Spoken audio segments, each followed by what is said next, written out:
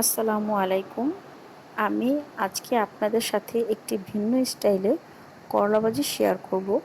এই জন্য এখানে আমি কিছু করলা কেটে নিয়েছি ভাজির জন্য। এখানে কড়াইয়ের মধ্যে তেল দিয়ে দিয়েছি, তেলটা গরম হয়েছে। এখন এখানে আমি কিছু পেঁয়াজ এবং কাঁচামরিচ দিয়ে দিয়েছি।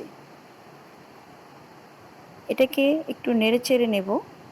যদিও করলা ভাজিতে দেওয়ার জন্য যে পেঁয়াজটা আমরা ব্যবহার করি, সে পেঁয়াজটা সচরাচর একটু কম হলে হয়ে যায়, কারণ ভাজির মধ্যে পেঁয়াজটা অত বেশি লাল করে দেওয়া লাগে না। হালকা ভাজা ভাজা থাকলে বা হালকা একটু হলেই আমরা ভাজির জন্য সেই পেঁয়াজটাকে পারফেক্ট মনে করি। এখানে যে আমি আমার মতো করে এখানে যতটুকু আমার দরকার বা সেভাবেই পেঁয়াজটাকে ভেজে নিয়েছি। সাথে আমি কিছু করলা এবং আলু কুচি দিয়ে দিয়েছি।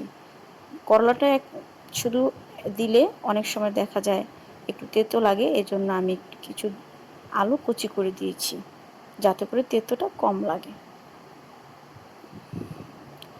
এখানে আমি সম্পূর্ণ করলাগুলো দিয়ে দিলাম, তার মধ্যে আমি একটু লবণ দিয়ে দিলাম, সেটা আমার স্বাদ মতো। আপনারা আপনাদের স্বাদ মতো পরিমাণ মতো লবণ দিয়ে দিবেন। একটু কালারের জন্য এখানে আমি একটু হলুদ ব্যবহার করেছি, এটা আপনারা চাইলে অ্যাভয়েড করতে পারেন। মরিচ, পেঁয়াজ, করলা, লবণ, হলুদ সব কিছু একসাথে ভালো করে এখানে নেড়েচেড়ে দিতে হবে।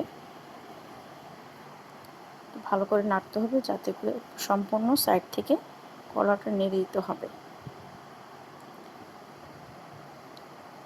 আসলে অনেকের মতো করে করলা ভাজি করে, তো আমি চেষ্টা করেছি আসলে আমি যেভাবে পছন্দ করি আমি সেই রেসিপিটা আপনাদের সাথে শেয়ার করার জন্য একটু ট্রাই করছি।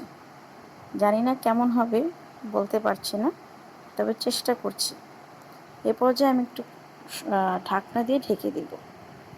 কিছুক্ষণ পর আমি ঢাকনাটা উঠিয়ে এটা এখানে একটা ভাবসা একটা চলে আসছে, আসলে ভাবটা চলে আসছে। এই যে একটু নেড়ে দিচ্ছি, মোটামুটি একটু সেদ্ধর পর্যায়ে, সম্পূর্ণ সেদ্ধ হয়নি, একটু সেদ্ধ। অনেকে আছে করলাটা একটু সবুজ, ভাজিটা সবুজ হলে পছন্দ করে, এটা অনেকে আছে, বাট আমি একটু করলা ভাজি একটু পোড়া পোড়া হলে অনেক ভালো লাগে আমার কাছে, একটু ভাজা ভাজা হলে। আমি আবার এখানে ঢেকে দিলাম। কিছুক্ষণ পরে আমি ঢাকনাটা উঠিয়ে আবার একটু এখানে নেড়ে চেড়ে দিব। অনেকটাই দেখেন পেছনে লেগে যাচ্ছে কড়াইয়ের সাথে, কিন্তু অ্যাকচুয়ালি আসলে আমি করলা ভাজিটা এইভাবেই পছন্দ করি, যেমন একটু মানে পোড়া পোড়া থাকে, একটু ভাজা ভাজা থাকে, ওরকম আমি আসলে পছন্দ করি। ঢেকে দিলাম, যে ঢাকনাটা উঠিয়ে ফেলেছি। দেখেন আপনারা অনেকটা কড়াইয়ের সাথে কিন্তু লেগে গিয়েছে।